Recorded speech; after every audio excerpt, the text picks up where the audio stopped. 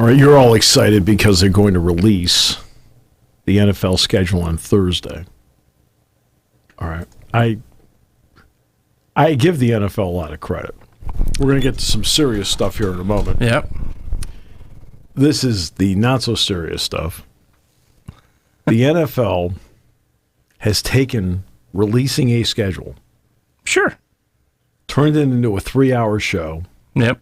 and people watch. That's good marketing. Okay. You already know who you're playing. Yeah. Well, that's why you already know where the games are. And that's why Peter King's report coming out yesterday that, well, first of all, he says the schedule is likely to be released Thursday. Let's clarify that right away before people spin it. Oh, no. But The NFL will release its schedule Thursday at 8. But he came out saying yesterday it could be delayed, and it is going to be released Thursday. Right. But how do you delay a schedule when you know the opponents in December, for crying out loud? Well, that's a long way away. Here's the reason. All right, there's actually several reasons. All right, so let's get why it had the potential to be delayed. Yeah. Number one, you're allowed a maximum of 6 primetime games for any franchise. There is also, because of flex, the possibility of a 7th, but that is once the season starts. So this schedule would have a max of 6 on it. With the late signing, the late trade, even though we all expected it, it still was a late trade of Aaron Rodgers from Green Bay to the Jets. Then the signing of Lamar Jackson by the Ravens, which again happened late. I think it probably gave them something to think about. Yeah, as to how they want the schedule. Next, they are going to do a triple header on Christmas. Yes, just like last year. Yep. Who makes the cut? They're going to do a game on Black Friday. Okay, Amazon does not have a game on Thanksgiving night, so Amazon will get the game on Black Friday to make up for it.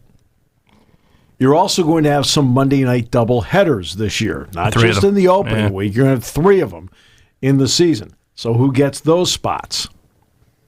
And also, what do you want to do with the Arizona Cardinals? They get 1. You know darn well the Arizona Cardinals are going to get 1. Get 1. They Absolutely. are, in all likelihood, the worst franchise in the NFL right now. It is going to be a real struggle for them to win 2 games. Yeah. But everybody is guaranteed 1 primetime spot.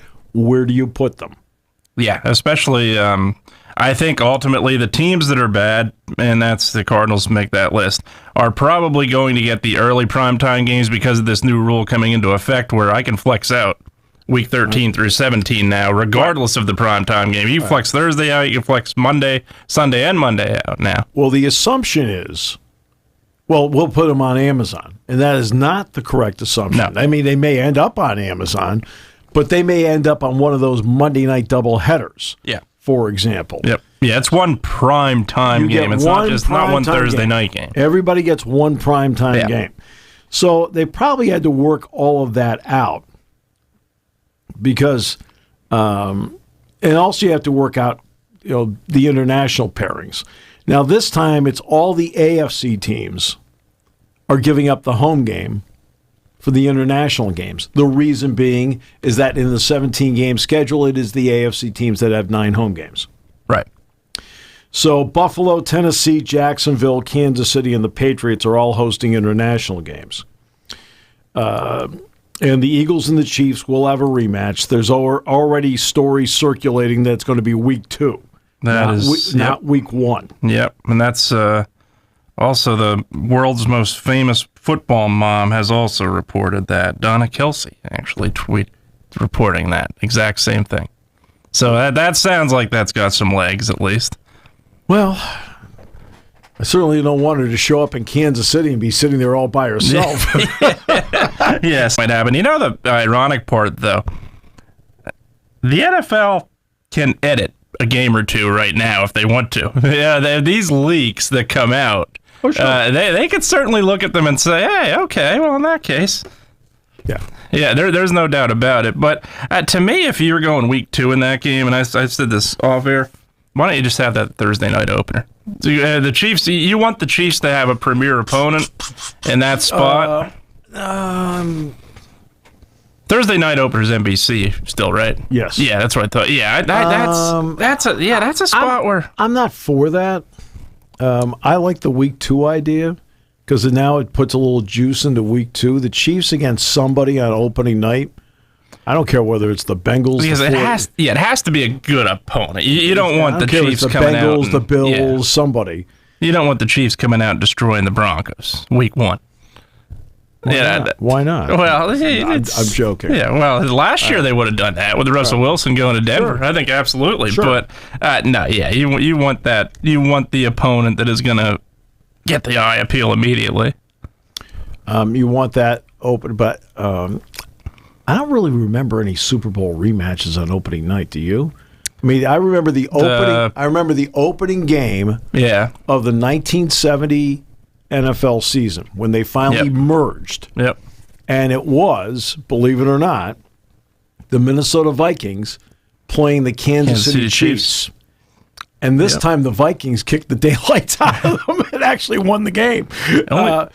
Only one I could remember was the Panthers and Broncos. Did they have they rematched that following Sunday night or Thursday night. And the Broncos won via field. Panthers missed a field goal at the end. Yep. Okay. That's the only one I could think of that was a Super Bowl rematch. They had great matchups. You had the Eagles and Falcons, which I think was a very appealing matchup at that time because the Falcons were a Super Bowl contender. Mm-hmm. And but you also had you had the Rams, Bills. I don't think at that. As far as I know, I think the Panthers, Bengals, the Panthers, Broncos is the only one. Yeah, like I said, that I know of that I can remember at least. Kansas City, Minnesota played an opening. Yeah, there were. It was Kansas City, Minnesota. They played the opening game, and I think the game was in Minnesota, and the Vikings kicked the daylights out of them. Let me see, 19. Just let me look at it. That's the only one I can remember off the top of my head. 1970 Chiefs, Vikings. I think Gary Quazzo was the quarterback. Let's see. Just taking it. Ding, ding, ding, ding, ding, ding, ding, ding, ding, ding, ding, ding, ding. That's Super Bowl 4. Yeah, here we go. Kansas City Chiefs. The game was in Minnesota. At old Metropolitan Stadium where Mall of America is now. And the Vikings won the game 27-10. It's like, okay. Yeah. But that was it. It's the only one I can remember off the top of my head. And the other part with that, you want, and not even just the Super Bowl matchup, you want the big matchup to be later in the year a lot of times too. You know, you go back to the 90s when the 49ers were playing the Cowboys, you didn't want that game week 1. Yeah. Or when the Colts were playing the Patriots during the Manning and Brady days, you did have one week 1. You did have a season over, but other than that, you don't want that. You want to do everything you can to make that as anticipated of a game as you can make it. And you're not. Can you do that week 1? Yes, but just like college football, where Miami and Florida State were still fairly dominant programs, they moved that game to week 1. I didn't necessarily agree with it. I thought that game being in October was better, and they probably agreed too and moved it back to October. So I think it's a two-way street, but I tend to think that hyping the game and playing it later in the year is better when you're looking at two big teams. Yeah. All right. So now let's get into the serious stuff of the day. Number one, Denny Crum passed away at the age of 86. Led Louisville to the national title in legendary. 80 and 86. Played for John Wooden at UCLA in the 50s. So Denny Crum was 86 years old. Next up is, and speaking of the Vikings, Joe Kapp passed away as well. The quarterback that led them to the Super Bowl IV. And then there's this story. We've already had the Alabama baseball coach removed from his job over suspicious activity and gambling. And we outlined that story, when you weren't here. We try to stay away from the serious stuff when you're here. Because, try to keep things, when you're here, we try to keep things light and fun. You seem to stress out over serious things. Under doctor's orders. I was going to say doctor's orders. That's what that is. Yeah, that's where I was going with it. All right. But we already had that situation at Alabama. And Alabama's had a rough year. Right. I mean, Darius Miles. I mean, there's been a lot going on, and that's the latest in a series of things that they have to deal with. Now there's this, and this is Iowa and Iowa State. And believe me, if you're going to sit there and think this is contained to just Iowa and Iowa State, think again. You have to be constantly vigilant about this. Iowa announced yesterday that 26 athletes across 5 sports, baseball, football, men's basketball, men's track and field and wrestling, and 1 full-time employee of the athletic department are suspected of wagering on sports in violation of NCAA rules. Iowa State acknowledged 15 of its athletes across 3 sports, football, wrestling, track and field, are suspected of violating gambling rules. Iowa said it received information about 111 individuals. 26 are current athletes. The school said the vast majority are students who are on staff, former athletes, or those with no connection to the athletic department, but 26 are current athletes. The announcement came days after Alabama fired Coach Brad Bohannon, which we talked about. Yep. This is for the suspicious betting activity around Alabama's 8-6 loss to LSU on April 28th. Sportsbook surveillance video indicated that the person who placed the bets was communicating with Bohannon at the time, and multiple sources with direct information about the investigation told ESPN that investigation is ongoing. Bohannon right now is unemployed.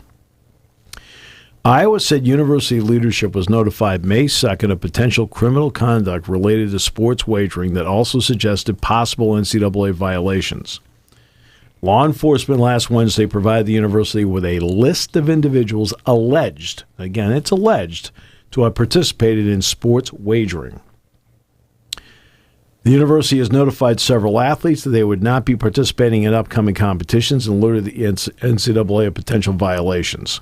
Now, the ones that would be, you'd know right away, would be the baseball and track and field ones. Football's done with spring practice, so would you know? So you wouldn't, exactly. Men's basketball is not practicing right now, so how would you know? I mean, I don't think they get back to practicing until I want to say June 2nd. June 2nd. I think it's something like that. So they've been notified. Now, so what's the NCAA rule? They prohibit athletes, coaches, and staff from betting on amateur, collegiate, and professional sports in which the NCAA conducts a championship. For example, athletes cannot bet on NFL games, even if state laws would legally allow them to do so if they were not competing under NCAA rules. So in other words, you're sitting there and you're an Iowa football player, and I can say this because it's alleged that an Iowa football player or players are involved in this. If they're sitting there and they're a big fan of, say, the Kansas City Chiefs, and they wanted to wager on the Super Bowl, they can't do it. Right. They can't do it. The Iowa Gaming Commission confirmed earlier Monday that it was investigating Iowa athletics after the university announced Friday that it withheld athletes from competition because of potential NCAA violations. Iowa's statement was released after an Iowa-Ohio State baseball game in response to questions about an unnamed student-athlete who was not in the lineup. They say there's an ongoing investigation in these matters, and we are unable to comment further at this time. The commission takes the integrity of gaming in the state seriously and is continuing to monitor the situation and provide any additional information when available. In other words, check the lineup card every day. Yeah. Oh, yeah. Absolutely. Okay. Now, the director of gaming for the Iowa Commission said there is no evidence of match fixing or suspicious wagering activity. So, in other words, it had nothing to do with the sports they're in. Yeah, betting on the game itself, yeah. There wasn't anything giving us pause or leading us to believe that any of these markets were compromised. The spokesperson for the NCAA told ESPN in an email that due to confidentiality rules put in place by NCAA member schools, the NCAA does not comment on current pending or potential investigations. Really? You don't do that? Really? Never. Really? You don't do that? Never seen that. Okay. 33 states have legal betting markets, and they've done so, I mean, most of them over the last 5 years. I mean, obviously, Nevada's had it for a long time. Okay, so here we go.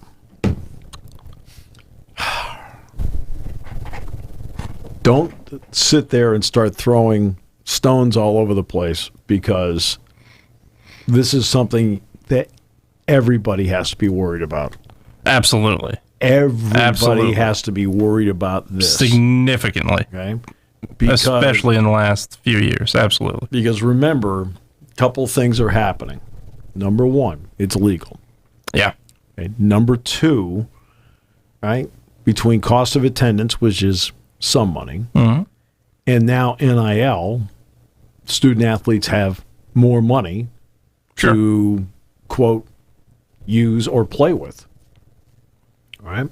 It may not be a lot, but, you know, some have a lot and some don't. But they have more money at their disposal. How about that? Sure. And this is something I discuss with my students all the time.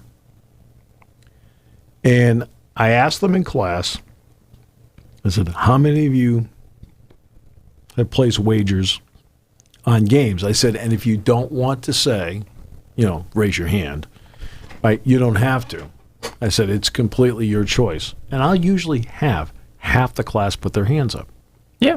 Now, these are not people putting, you know, hey, let's put 20,000 on X to win or X to cover. No, but some of them are putting like 500, 1,000. Yep. And it becomes 20,000 when you bet on several games. Right. Well, I'm saying though, but like just in discussion with them, I said, let's discuss it. I said, it's legal. I said, let's discuss it. I said, and I always tell everybody, if you don't want to talk about it or discuss it, I said, we don't have to. I said, I'll just launch into what my opinion is as to how to handle it. And I think everybody knows what my opinion has been that's watched this over time. I said, look, if you are, my advice to young broadcasters or anybody in media is do not ever place a wager on a game you're covering. Yeah, emotions get the best, absolutely. Right, because then it clouds your mindset, pro or con, about the event you're watching, and that's unfair to the reader, the listener, or the viewer. Right? So I said, that's always been my advice. I said, other than that, I said, it's your money. You can do whatever you want with it. And I'm always up front with that part. It is your money. Right. You can do whatever you want with it. Right? But don't place wagers on something that you are professionally involved with. In other words, I'm covering said game. I'm not going, you stay away from it. I said, it's legal. And I tell them, talk shows, you can do. I said, you want to do a talk show on gambling? Go ahead.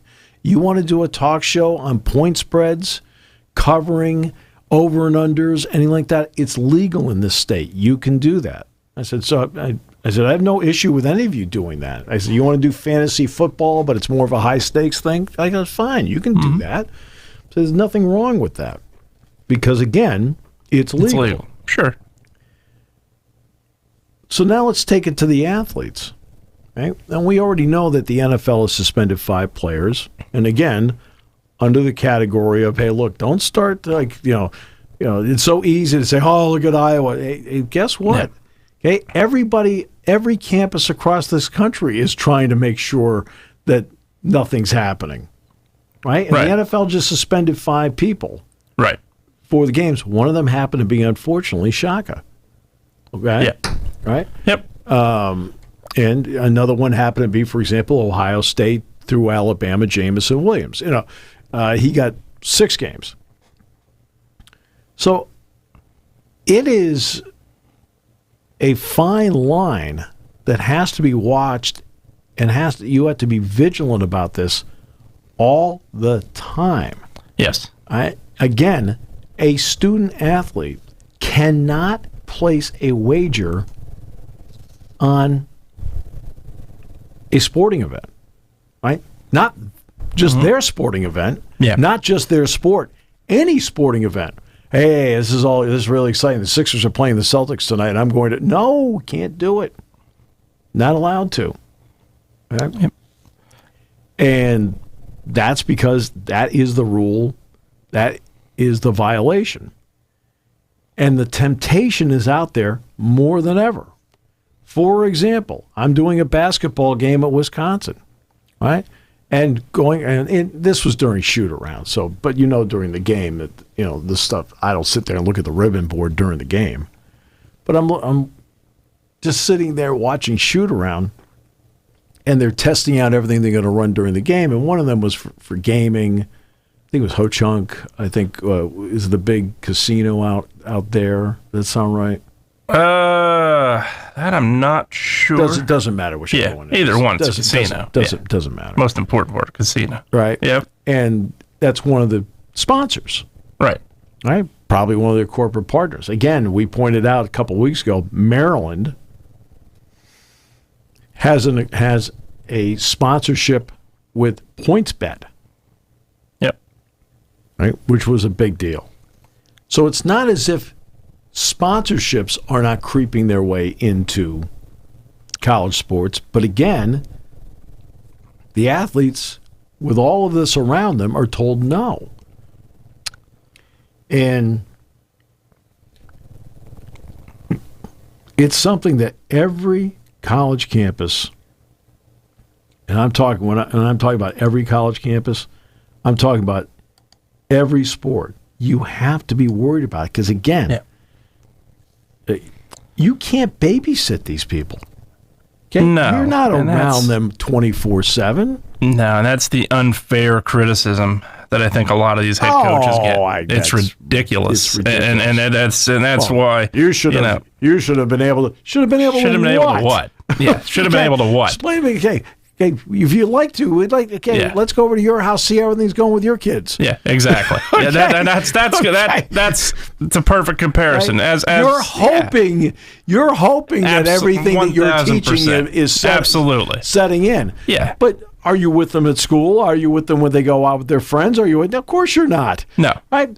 No, you with trust a coach. Coach can't either. Right. Sure. So Absolutely. it's easy to sit there and go, well, Kirk Ferentz and Fran McCaffrey. Garbage. Well, how about that? No, I'm sorry. Yeah. Complete garbage. Yeah. Okay? Hey, you're allowed 20 hours a week. Yeah. During the season. Yeah. And then, of course, they have other stuff. They can come in, watch film, whatever. But there's a period of time you're not with them. Right. Right. And do you think they're sitting there saying, hey, guess what? I just put down 100 on Kansas City to win. No, they're not going to say that. They're not going to tell you that. No. Right? In fact, they're going to do everything they can to hide it from you. Absolutely. And that's you really touched on the hardest part, I think, of all of this. For the NFL, I think the suspensions are a little more hypocritical because of the complete sponsorship they have with these casinos now, which has completely taken over every game at this point. So, NFL suspensions, I think, to an extent are hypocritical, but from a college perspective, you hate to use the parent saying, but rules are rules. Well, NFL suspensions, the ones that were suspended indefinitely, evidently, I don't think bet on their teams, but they bet on league games. League games. Yeah, okay. Yeah. Evidently, it was not on their teams or a game involving them, but it was on league games. Yeah. Right? Thus the indefinite suspension. The part about Williams, and I can't remember the name of the other player for Detroit, that were suspended for 6 games, was they didn't bet on the league, but they placed the bets inside the Allen Park facility. Right. Oh, okay. So in other words, I go across the street and just sit in the parking lot at the 7-Eleven, and it's okay? Okay. Got it. This is a straight-out no gambling policy, but it is something that has to worry every administrator, big time. Worry every coach across the country, because it's all around us. Absolutely. And you can do it online, right? Absolutely. Great, you're diseased. No, that's I think the hardest part of all of this, and right. it's not. I've heard people say, "Oh, great, now they're going to put a casino in State College." Yeah, with sports books. Which they're not there yet. No, but that has very little to do with this. You can do it online. No, absolutely. What is that? What does it matter? Crying out loud, I think we've got the directions to do everything at this point with how much sports have emphasized gambling. There's no doubt about it. What does it matter if the building's down the street? No, it's not gonna. This definitely doesn't matter at this point. 20 years ago it did, sure. But at this point, no, absolutely not. But it's I don't want to say I sympathize with the athletes, but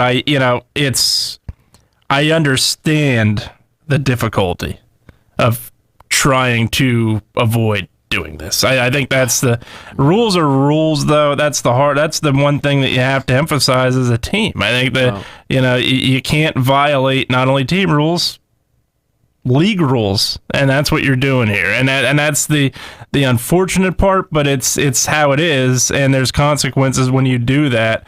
And the biggest point to me is exactly what you said, where it's around you so much with the sponsorships at this point. It's difficult for these players. Everybody knows. Everybody knows. You turn on the TV completely, and they're even telling you what are the point spreads of the games. Yes.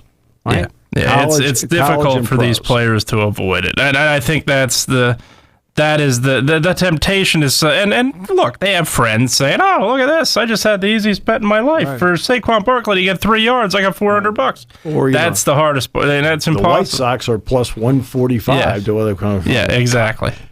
All right. That's a way to lure you in. Okay. And that's smart on the gambling companies. Absolutely. Right. Now you're looking at a guy that can tell you straightforward. I've never placed a wager never have either. On anything in my life. Never have either. Now I've played Powerball and lost, but that's I have. How do you think the jackpot gets to $600 million? I always get a kick out of when it's like, oh, it gets to $600 million. Now it's time to play. I'd be okay with $20 million. I don't think I'd pass that up. Well, at least you changed your shirt today. I mean, it's you must have won something. Because the last few shows you wore the same shirt. That's right. But and I don't mean back to back. It's like 3 shows in a row. We do show the Friday. We do the Friday go home show where Penn State wins. I guess I'm gonna have to just keep. But I think no, absolutely right. And I've never made a wager either. I've never. I mean, I think it's too addicting. Well, no, I mean, from the outside looking in my opinion. See, but I don't think that way. I have no interest in it. For me, I have really zero interest. Yeah, no, I like enjoying the games. I mean, do I know? And that's how. Do I know the point spread going into a Penn State game? I'd say 7 to 8 times out of 10, no. I typically know how close it is, and I always make the joke on air. There's half joke, half truth to it when I say for entertainment purposes only, and that's a lot of times. I don't that often. Yeah, it's. Yeah, it's hard to. I think. So I'd say. Well, okay, I'll be 2 to 4 times. So we'll say. Yeah, I usually do. I'd say 6 to 8 times out of 10, somewhere in that range. Now I don't know. I don't know what the number is. I don't know what the over under is. I don't know what the. Right, but there's like 2 to 4 maybe, so somewhere in that 20 to 40% range. I might know. Yeah, if it's a big game, I'm going to know it. But if it's but I don't think about it. Lesser games, no. Because to me, it's always about. I don't care if they win by 1. Yeah, they won a game exactly. That's all. I mean, that's all I'm caring about, because at that point, now I'm doing the post-game show with the winning coach. Yeah, exactly. So I don't. That's all that matters. I don't think much. That's not. So I don't think much about it. No. I've never had any desire, any way, shape, or form to even do anything. When I sit here and say it's minus 135, it's plus 145, I had to pull a couple people aside a year ago and ask them, okay, explain to me how that works. Because I didn't know how it worked. Oh, I don't know how any of that stuff works. And they explained it to me, and I'm still not quite sure how it works. No, I'm the same way. I don't know how it works. But so for me, I could tell you, if they're favored by 7 and they win by 6, then the team you bet on you win. But the other way. Let me give you 2 examples where I felt like gambling affected a crowd. Right. Yep. Right. I've already told you this is not the story about doing the Penn State Northwestern game in '95 in basketball where there was point shaving. I've told that story enough. Right. I even told the story 2 weeks ago on the show. Penn State was playing Temple in 1985. Bruce Arians, who ended up winning the Super Bowl with Tampa Bay. Bruce Arians was the coach at Temple, terrific coach. Paul Palmer, terrific running back, played in the NFL with Kansas City. I think, if I recall correctly, and the reason I remember it was only because to relate to the story I had to find out, Penn State was like a +7. And Penn State's winning the game, I want to say 27 to 25. They've got the ball. They're driving downfield. John Shaver's at quarterback. They, pound it down the field, pound it down the field, pound it down the field. They get down to the 3 to 5 yard line, somewhere in there. Time's running out, so what did Joe order them to do on a first down? Take a knee. Sure. And they took 3 straight knees. And I remember I was on the field because one of my jobs as the third person on the broadcast team at that time I was the one that did the post-game show with Joe one-on-one. Yeah. So I'd gone down from the booth to the field, and people were booing as they left. I'm thinking, why are they booing here? Penn State just won the game. I mean, maybe it was closer than people thought, but geez, they won. And then somebody said to me, he says, yeah, but they were a +7. I said, they were +7, and Penn State won by 2. So in other words, if Penn State had knocked it in, it would have been a minimum +8, maybe 9. I'm like, okay, well, that was a lesson for me. And then in 2008, Jack and I were doing a game with Michigan. And, the game was 17-17 first half. And I think it was Jared Odrick picked up a safety in the end zone. Penn State's up 19-17. This has started an avalanche of points for Penn State. 2008, I think it was. Yeah. It started an avalanche of points for Penn State. And Penn State was, all right, Penn State drives downfield in the fourth quarter. Early in the fourth quarter. Good drive. Finally stalls, I don't know, at the 20, 25, whatever. And Kevin Kelly comes out, and Kevin Kelly kicks a field goal. Now Penn State's up by, 22 points or something like that. And everybody's, So we go to a commercial break. And I looked over the commercial break, and I said, geez, Jack, I said, they just increased the lead over Michigan. I said, they're up 3 touchdowns now. All right? I said, I'm a little confused by the reaction. Jack looked at me. He says, Steve, he said, Penn State's a 23-point favorite. I went, what?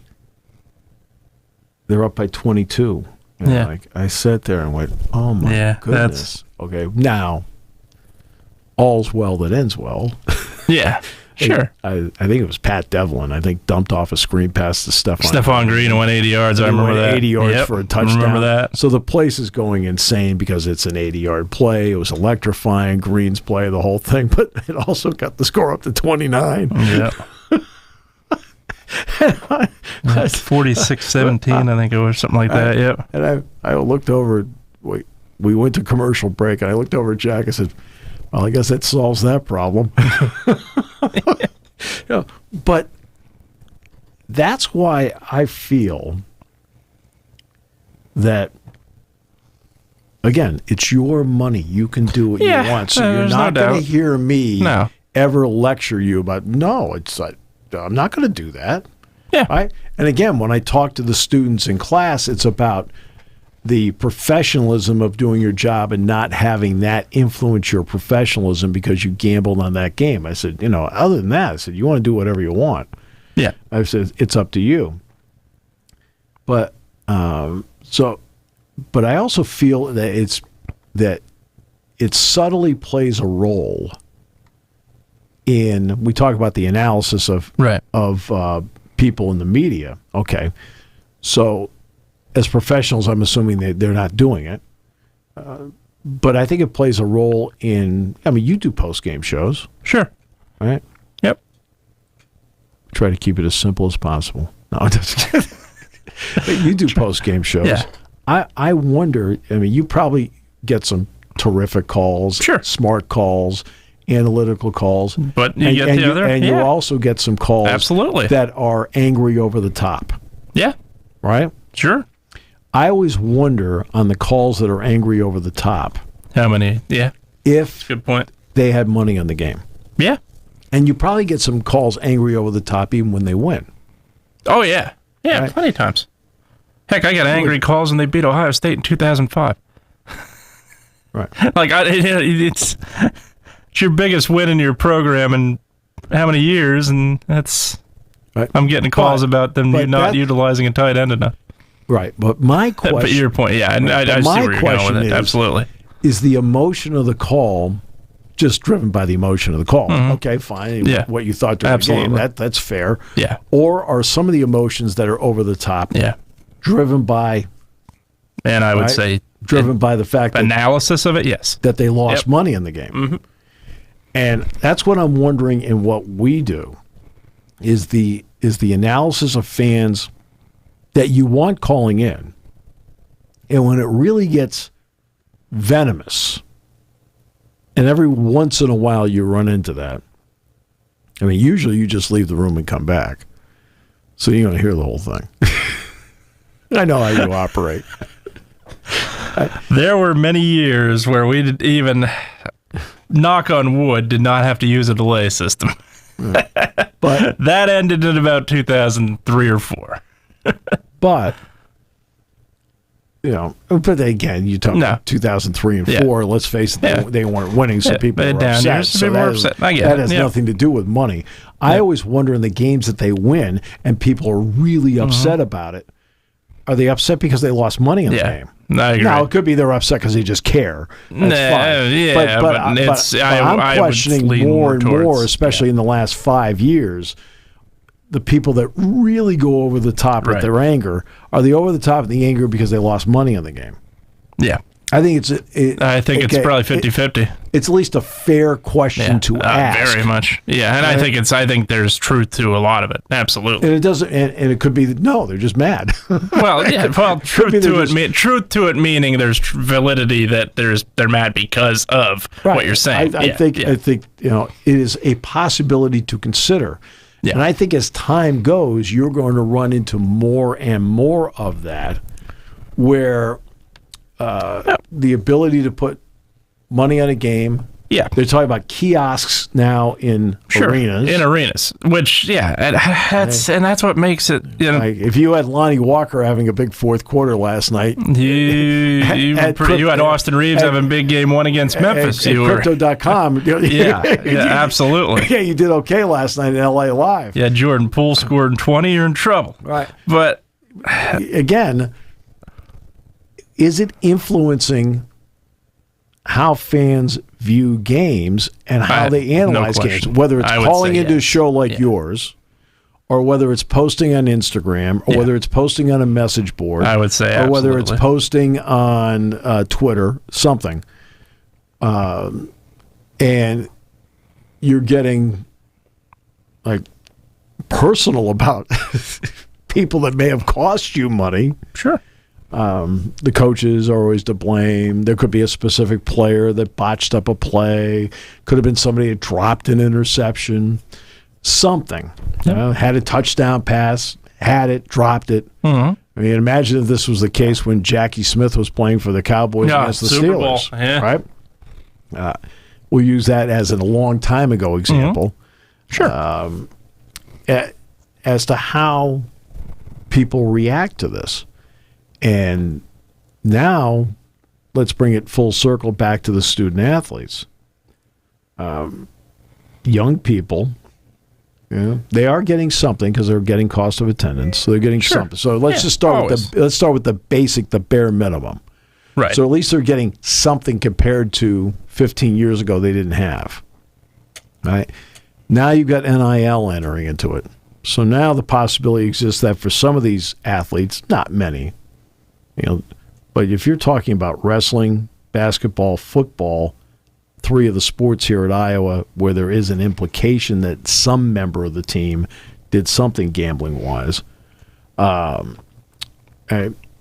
there's a good chance that some of them are able to cash in on NIL money because of those are 3 premier sports at Iowa. Yep. Here's the next part I would ask. Is a student athlete allowed to go to the racetrack and place a bet on a horse? And I'd have to ask somebody. Yeah, that's a good question. I'd have to ask that in compliance because, remember, for Pete Rose, this for him, the road to where he ended up started with him placing a lot of heavy bets at the track. Yeah. Right? And the irony is this story comes out, after the most significant Kentucky Derby. Yeah, right. Absolutely. Yeah, but this story goes back to they were notified May 2nd. May 2nd. So this is not. So it wasn't. But so this was before everybody. That's a good question.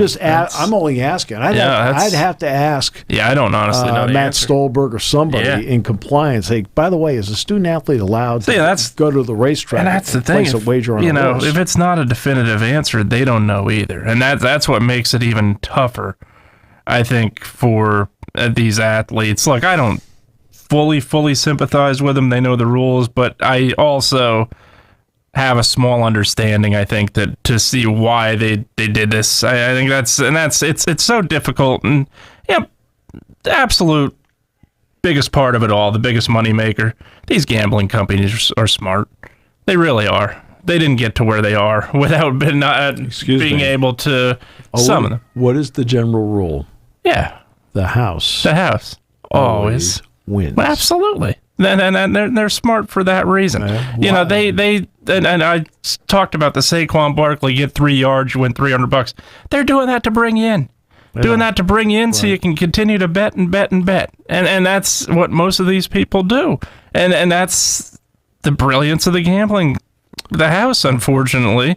And it's difficult, I think, for these athletes. They're put in tough spots for that reason. The fact that these companies have so many advertisements with them. They're young people with a lot of temptations around them. Absolutely. Brian Harilko, who's the director of gaming for the commission, I'll repeat what I said earlier, said there is no evidence of match fixing or suspicious wagering activity. Yeah, and that's where I think we have it's a serious issue no matter what. I'll make that clear. But that's where I think you have a very, very serious situation. If they're betting for themselves or against the team, that's a problem. Big problem.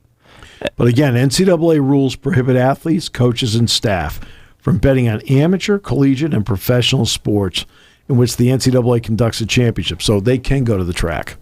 Okay. Yeah. They can go to the based on that statement. Yeah, they can. Okay. I mean, there's no horse racing in college. No. So they can't bet on any amateur, collegiate, or professional sports in which the NCAA conducts a championship. So athletes So they wouldn't cannot be able bet to on do horse NFL racing. games, even if the state law Yep. allows them to do so. And if you're a track and field athlete, you can't bet on an NFL game.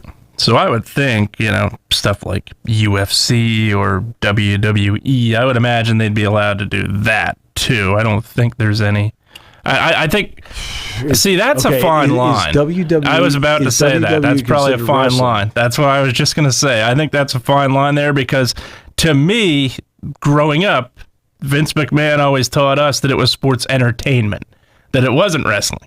So I think that would be definitely a fine line and would be one that would be difficult because the fact that you're able to bet on something that is admittedly fixed is pretty bad to begin with. But it's that's the way it is. That's the world we live in right now. But I think that's the biggest topic, the biggest question. Would that be considered wrestling or would it be considered sports entertainment? Which I think the latter is what the owners of the companies want it to be. But I don't know how the House or the NCAA would see it. So I have no clue. yeah, I don't either. So that's a good question. I think to me, UFC would be fighting, ultimate fighting. So I don't think that would be any. The fact that the fact that any of us are questioning this, these athletes are going to do the same thing, and that's what makes it, I think, even tougher for these athletes. The rules are rules. I have questions about it, but again, I'm not somebody who places No, wagers. and I'm I not never somebody have. either.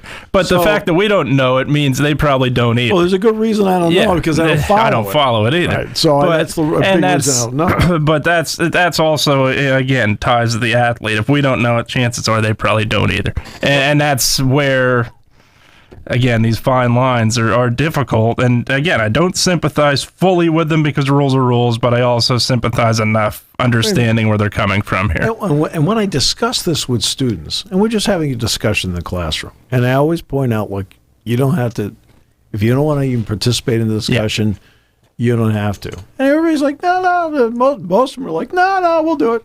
Yeah. Okay. And I'll ask them, I said, I thought they were, to be honest with you, this is how naive I am. Yeah. I thought they were like putting down $20, That's $40, $50. That's what I would have thought. And these guys are telling me, and I'm talking this is over recent years, 500 down on this, 1,000 down on that. Yeah, I'm thinking to myself, when I was in college, I didn't have $500. No, heck no. If I had 500, I needed it for groceries. I was gonna say I need a meal plan immediately. Gas, there was no something. way I was. I kind of figured it was the same thing you were. I figured it was probably $10-20. But you're going. No, I was surprised by that. I was crazy. taken aback. Well, it's not crazy. I acted like I wasn't surprised. I'd be very taken aback by it. Internally, I was thinking to myself, okay, that's not the answer I expected. But that's what they told me. All right? And they all acted as if they had no problem. They can easily control it. They just do it once in a while. Okay. I'll take some of those answers at face value and some of them with a grain of salt. Yeah, absolutely. That's like when you're. But again, I'm not trying to get something out of them. No, absolutely. It's just a discussion piece. Yeah. Because again, I want to make sure that they understand that it is my opinion that as a general rule, which by the way, if they were to put money on the game they're covering, is not a violation of anything. No, but I think it's to your point. But I was trying to talk about from an ethics point of view. Absolutely. Okay. That they can A, do whatever they want, it's their money, but B, my advice was not to put money on the game.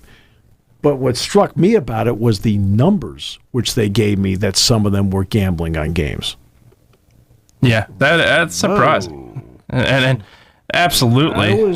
I sat back and gave the old okay, while thinking to myself, holy mackerel. Yeah, really? Absolutely. And okay. When they say once in a while, I'm learning something here. Yeah, no doubt about it. Same here. And when they say once in a while, it's almost like the patient telling the doctor how many cigarettes they smoke. If they tell you they smoke 1, it's 3. Right. Tell you they smoke 2, it's 4. Yeah. So there's no doubt. It's surprising. It really is. It's not surprising to how many people are involved at this point, but it is surprising to how much the wagers are. Also, more and more shows are geared toward making sure Absolutely. you know these things. So you know what the number happens to be Sure. when you're watching the NFL. You know what the number happens to be now if you're watching college football. I mean, now the Bear is making the move from ESPN over to Fox. But what do you think the Bear was sitting there for?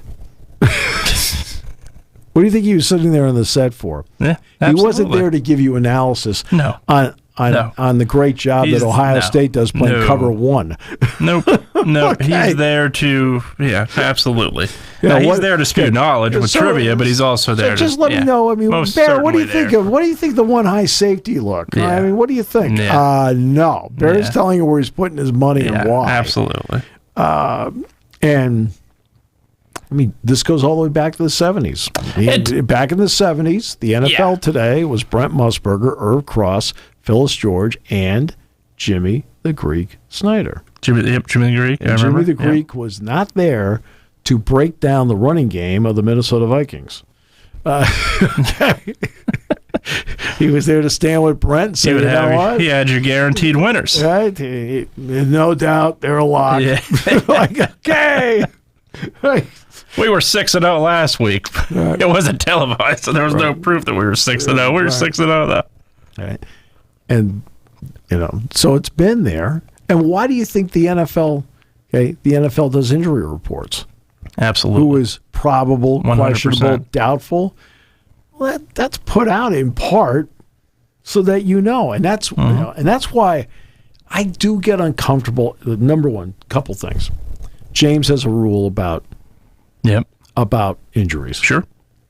Right? That is the one part of the pregame show I struggle with because I'll get asked about injuries all the time.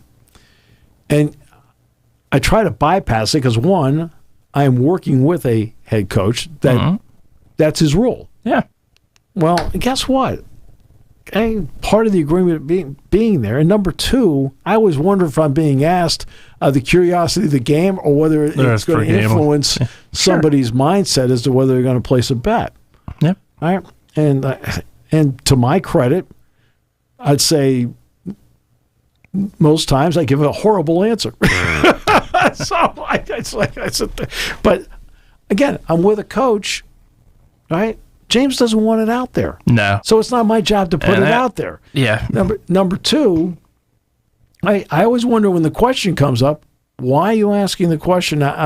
Is it natural curiosity? Yep. You just want to know? Okay, which is perfectly fine. I'd say a lot of people would be in that category. And for some people, it might influence what they're going to do in terms of money they're going to put down. Yep. Okay. And a great coach is going to be like James Franklin. A great coach is going to do two things to me. You're not going to talk about injuries because, number one, you don't want to know. Look, the realistic part of it, you don't want the opponent to know if they're playing or not. But the other part of it, you're protecting your players. You're protecting your players, okay? Yeah. You're sitting there, number one, okay. And this is not in the order, okay? Yep. But this will just be, okay, not letting the other team know is an advantage. Sure. Next, there are HIPAA laws, right? That Two, too. protecting the player, which then in turn means you're also protecting the player who has pro aspirations where you're putting out that X hurt a knee and the whole thing. And now the NFL scouts are like, oh, okay, wait a minute, he's got a knee injury. Mm-hmm. Right? No. When the time comes, you'll be able to do a physical on him. You're fine. You don't need to know anything about him now. There's a lot of reasons why to not do it. And there's a lot of reasons why that I get uncomfortable when asked about it. But the primary one is, for me, is that James doesn't want me doing it.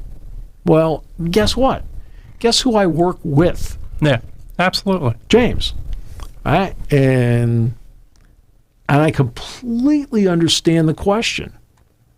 I mean, believe me, I understand why somebody would ask. Okay? I understand that. Yeah. But you're also in the middle at that point. Mm-hmm. Right? Okay. Middle's not a great spot to be in. Not in that spot.